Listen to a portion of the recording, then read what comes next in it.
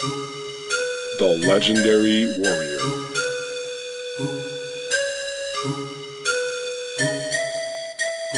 Once, a long time ago, when Arthur the King governed England, there was a small village named Dubsai in the east of Switzerland.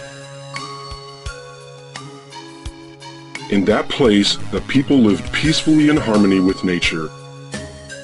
They harvested good crops and bred strong animals. The times were violent, and Dubsai was different than other villages, where people were careless and did not respect nature, nor the animals, and they fought each other relentlessly. Thanks to a forest that surrounded Dubsai, this violent outside influence seldom reached the village. However, when outsiders did approach, the villagers welcomed them as they would any fine guests, often revealing secrets that would awaken the strangers' curiosity, enticing them to stay at the village to gain a better understanding of it and its people. According to legend, the village held untold treasures unknown to the outside world. Hence, many arriving strangers remained, hoping to grasp its riches. Deep inside the forest and beside the river near Dubsai, there was a humble home made of wood. It was the place of a young warrior. None in the village knew him well. He was only rarely observed hunting for food.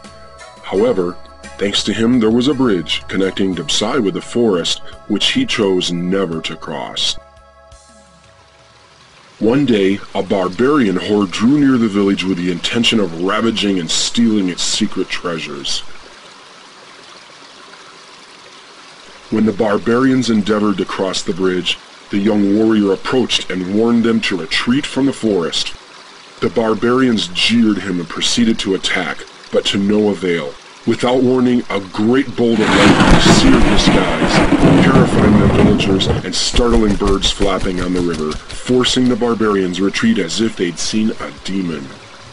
Then, as quickly as he appeared, he vanished into the forest, giving the villagers no time to offer thanks.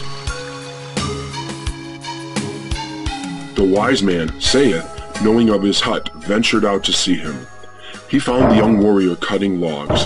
The warrior wasn't tall, but certainly strong, with an expression that was rigid and wrought with strength.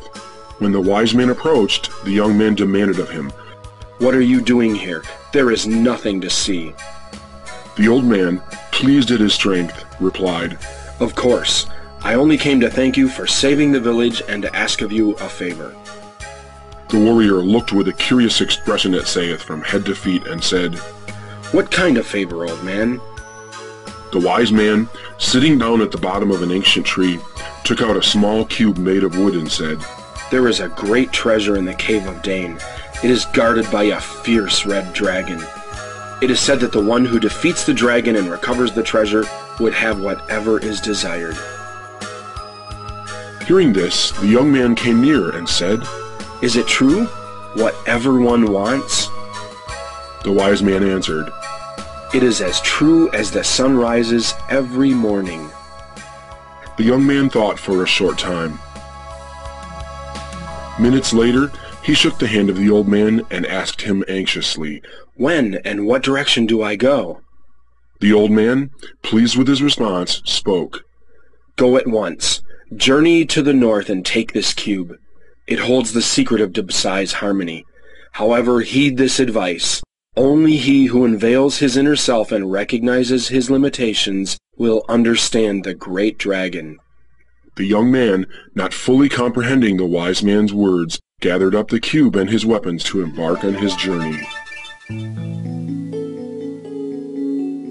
The warrior traveled for many days and nights, eventually arriving at the Cave of Dane, but not before saving a knight's life at the hand of fierce adversaries, or learning fear for the first time at the Lake of Spirits. He approached the cave, sensing the dragon's breathing.